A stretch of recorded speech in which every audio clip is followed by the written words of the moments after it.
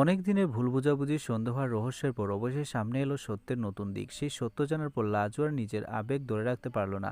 কিন্তু সবাই যখন স্বস্তির নিঃশ্বাস ফেলছে, তখনই নতুন এক অজানা বিপদের ইঙ্গিত মিলল। পরিবারের সবাই ড্রয়িং রুমে বসে আছে। অনুভব শান্ত গলায় বলল, আজ সব নথি যাচাই হয়েছে। এতদিন যে বিভ্রান্তি ছিল তার অনেকটাই দূর হয়েছে। লাজু দীর্ঘক্ষণ চুপ করে থেকে বলল, আমি তোমাকে ভুল বুঝেছিলাম, তুমি সবসময় সত্য জানার চেষ্টাই করেছ। অনুভব মৃদু হেসে উত্তর দিল, আমি শুধু চাইনি ভুল তথ্যের কারণে আমাদের সম্পর্ক নষ্ট হোক। কথা শেষ হতেই আবেগে লাজু অনুভবকে জড়িয়ে ধরল। ঘরে উপস্থিত সবাই কিছুক্ষণ নীরব হয়ে রইল। ঠিক তখনই বড়দার ফোনে একটি অচেনা নাম্বার থেকে বার্তা এলো। বার্তায় লেখা, তোমরা যা জেনেছো সেটা পুরো সত্য নয়, আসল রহস্য এখনো সামনে আসেনি। বার্তাটি পরে বনলতার মুখের হাসি মুহূর্তে মিলিয়ে গেল। ঠিক তখনই বাইরে কারো পায়ের শব্দ শোনা গেল।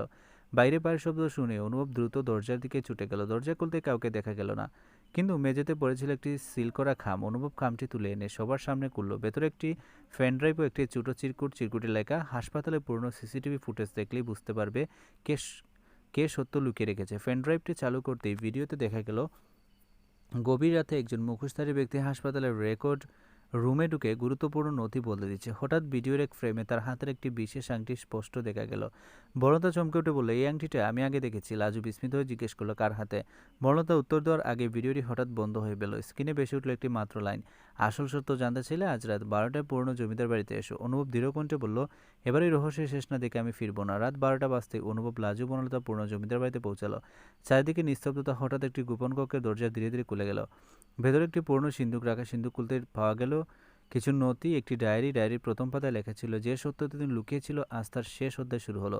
অনুভব নথিগুলো পড়েই বলল, এতদিন আমাদের ভুল পথে চালিত করার জন্য পরিকল্পিতভাবে ভুয়া তথ্য ছড়ানো হয়েছিল।